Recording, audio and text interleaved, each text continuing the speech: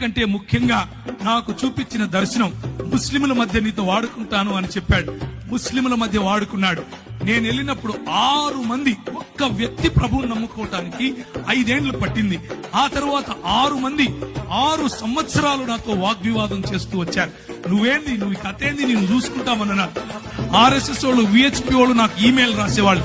నువ్వు ఏ మార్గం గుండా వెళ్తున్నావో మాకు తెలుసు, నువ్వు ఎట్లొస్తావో మాకు తెలుసు, నువ్వు ఎప్పుడు ఇంటికి చేరకుండా ఎప్పుడు సస్తావో కూడా నీకు తెలియకుండా చేస్తాం అని అనేవారు.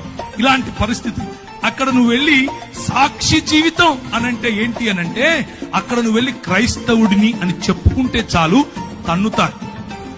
క్రైస్తవుడిని అని చెప్పుకుంటే చాలు చెప్పుతో కొడతారు. అలాంటి పరిస్థితులు.